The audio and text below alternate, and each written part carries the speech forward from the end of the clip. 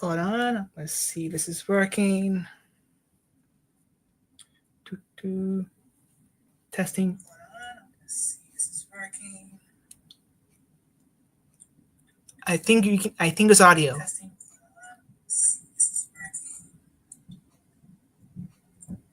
I think there's audio.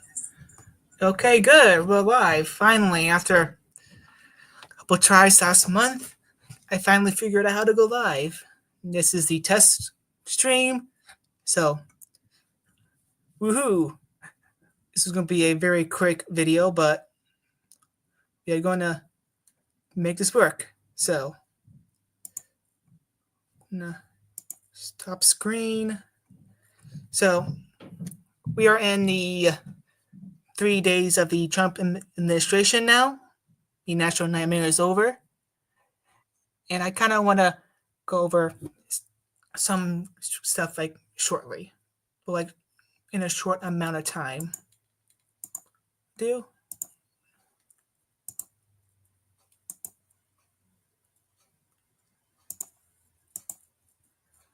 Okay, let me see if I can see what I'm seeing. I'm using a different device. Okie dokie. So,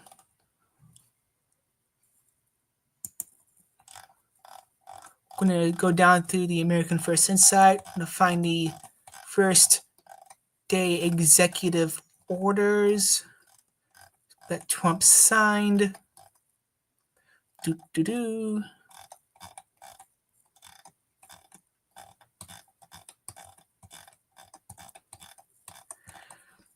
is why I'm scrolling down. Talk about the pardons real quick. So Trump did pardon in the majority of the J6ers, and he commuted some of the most violent sentences. And which is kind of funny because we saw Biden pardon the J6 committee, and I guess it's only fair that Trump does the same thing back, and instead do the people who win the Capitol. My whole thing is the whole insurrection narrative is just bazonkers. It was not an insurrection. They tell me they did not bring, only brought handguns, or a few of them. The most armed group in the country. They didn't bring that many weapons. And then I think our pardon today for the Silk Road, creator. So I guess do that to just to say, look, libertarians, I did it no matter what. So this is the executive order signed on Monday night. The nomination of cabinet, sub-cabinets, acting cabinet positions, chairman. Every inauguration day has full staff flags. I don't know why that was a big issue. The fact should have been raised up anyway because it's an inauguration. Yes, I know Jimmy Carter died, but he should have been raised up and then raised back down. Now, as you revoked a whole bunch of Biden's executive orders ending federal censorship. But I want to go to the in-person work. I can't believe it had to take 4 years to get people back to work. That was insane. It's kind of crazy. But here we are. We have to, wait 4 years to throw people back into working. Freeze, finally withdrawing from the Paris Climate Accords again, giving TikTok 60 days, which I'm hoping that at least someone does, buy at least somebody the rights to TikTok in the United States. I do not know. I don't know if TikTok's going to even do that. They may just be stubborn again like they were, and it may still be banned. Who knows? I actually don't wait. I'm not on TikTok at all. Kind of confession, I'm an Instagram Reels type of guy.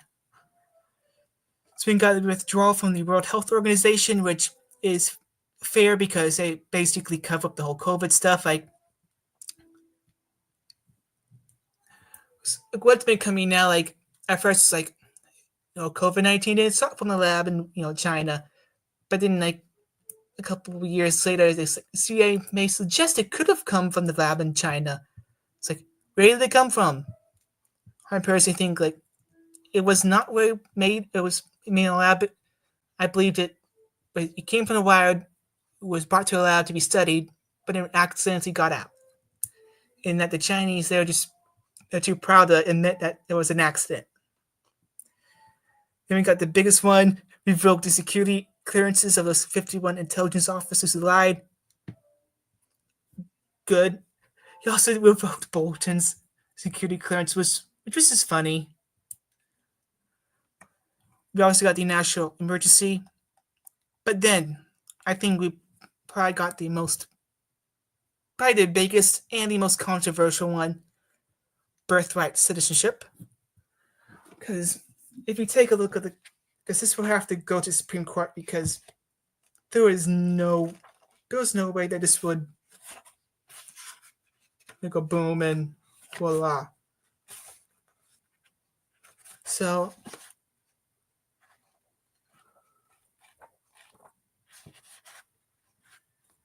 oh gosh, I only have like the first few amendments in the book of the Constitution.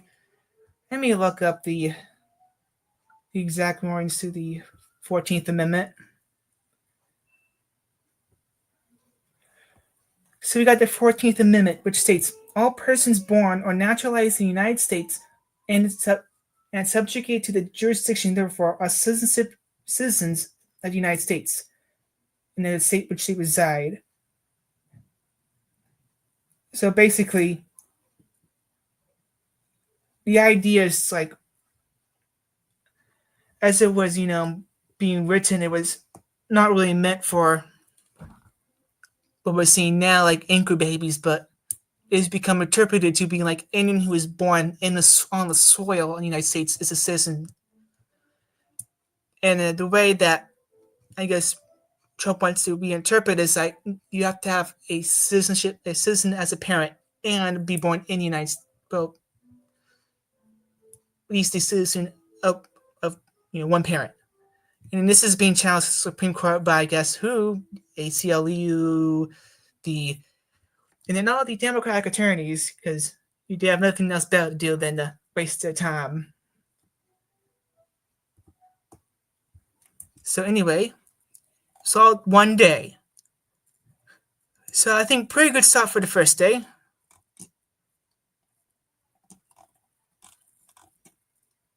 Then the second day was more passed.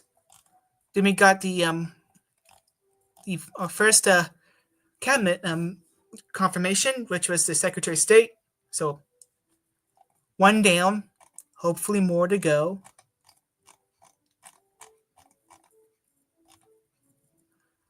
Oh, and Trump revoked EO 11246, which establishes affirmative action and banning all federal contractors and public funding universities from practicing race-based discrimination, including DEI, that's been announced as LBJ. Basically, EO DEI stuff and that whole scare is going to go down.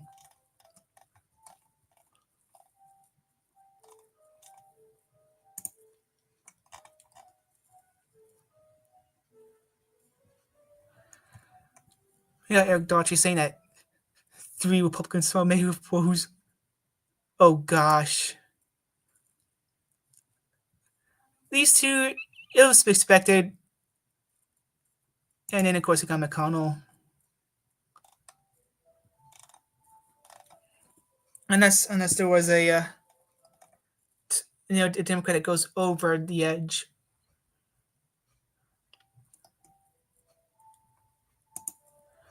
Okay, you got this one. Emergency presidential memorandum to deliver emergency price relief. So delivering low costs of housing and expanding housing supply will mean unnecessary administration expenses. So basically trying to bring prices down. That's good.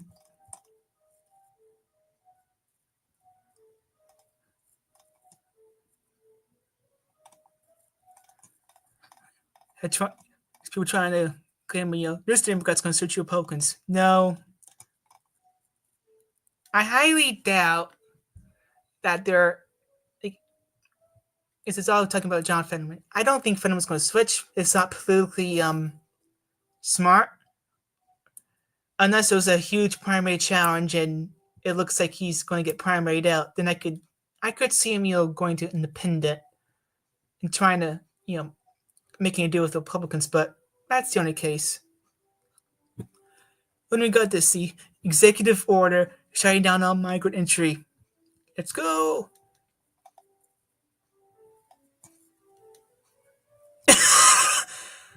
Yeah, liberals on Twitter, you haven't kind of listened to the Civil War. It's like, yeah, it wasn't Republicans. So funny. I basically. So, I want to get back off of Twitter, stop sharing screen.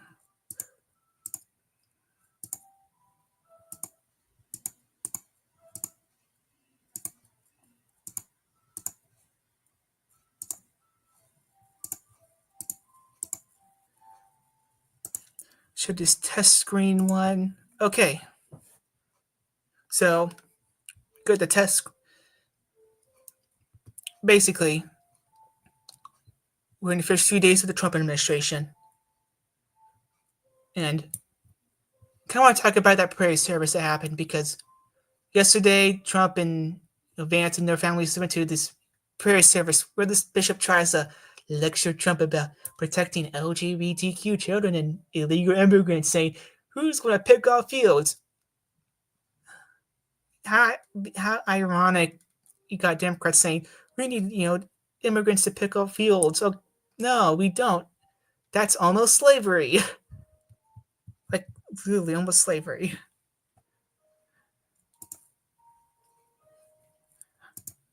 And it's just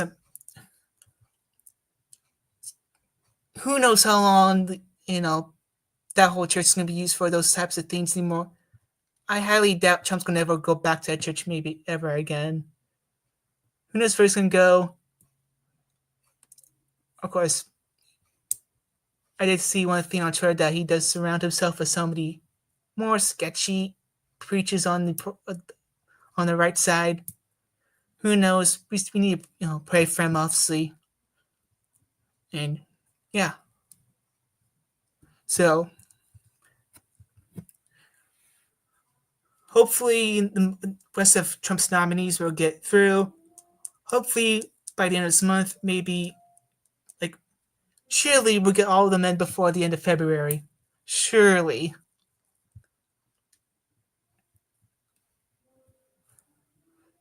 So anyway, this is it for the test stream. I know this sounds all rambly, but this is to see if I can finally get working, which I did. So thank you so much. Hope you guys have a wonderful day, morning, afternoon, or night. And stay safe out there. God bless.